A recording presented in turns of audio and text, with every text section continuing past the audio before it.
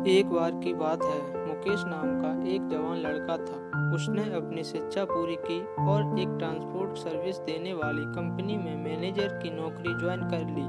मुकेश अपनी पहली नौकरी से बहुत खुश था। अब वह अपने सारे सपने पूरे कर सकता था। उसका बचपन से ही अपनी खुद की एक लग्जरी कार का सपना था और अब यह सपना उसे और ज़्यादा सताने लगा था, क्योंकि खुद ट्रांसपोर्ट कंपनी का मैनेजर होते हुए भी उसके पास कोई कार नहीं थी। उसने हाल ही में नौकरी करना शुरू किया था, इसीलिए उसके पास कार लेने के लिए पर्याप्त पैसे नहीं थे। फिर भी एक दिन उसने अपने पिता से इस बारे में चर्चा की और कार को लेकर अपने विचार पिता से कहे। उसके पिता ने उसे समझाया, बेटे, मैं जानता हूँ कि तुम एक कार लेना चाहते हो, लेकिन अभी खरीदना जल्दबाजी होगी।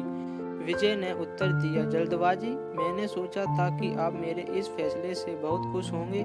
पिता ने कहा, मैं तुम्हारे लिए खुश हूँ मेरे बेटे, लेकिन तुमने हाल ही में अपनी नौकरी शुरू की है।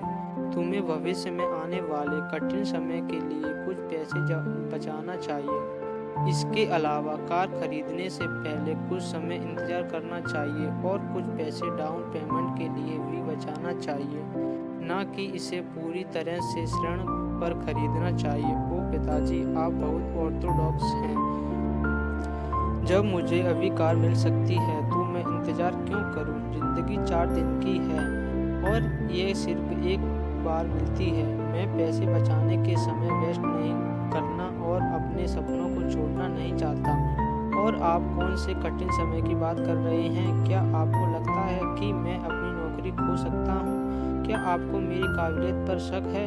मुकेश ने उत्तर दिया, नहीं बेटा, मुझे तुम्हारी क्षमता पर संदेह नहीं है। मुझे यकीन है तुम जीवन में कुछ जरूर सफल होंगे, लेकिन हमें हमेशा सबसे बुरे के लिए तैयार रहना चाहिए। इसके अलावा मैं यह नहीं कह रहा हूँ कि हमेशा इंतजार करो। कुछ वर्षों तक प्रतीक्षा करो और आपात स्थिति के लिए कुछ पैसे बचाओ और साथ ही अपनी कार के डाउन पेमेंट के लिए भी कुछ पैसे बचाओ। पिता ने समझाया, मुझे समझ नहीं आ रहा कि आप किस बुरे समय की बात कर रहे हैं।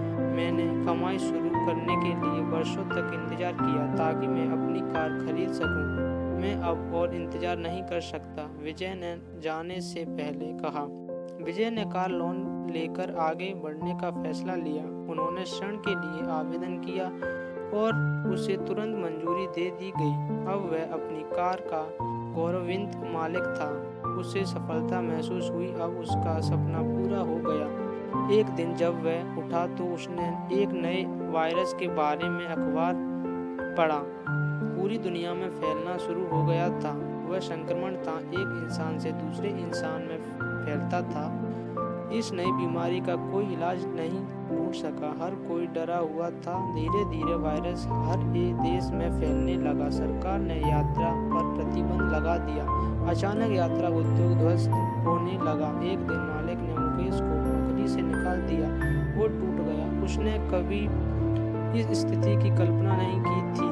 उसके पास कोई बचत नहीं थी। इसके अलावा उसके पास अपने कार ऋण का भुगतान करने के लिए पैसे नहीं थे। विजय को रात को नींद नहीं आती, अतः उसे अपनी कार छोड़नी पड़ी। स्थिति इतनी खराब थी कि उसे अपना जीवन चलाने के लिए अपने दोस्तों से पैसे उधार लेने पड़े।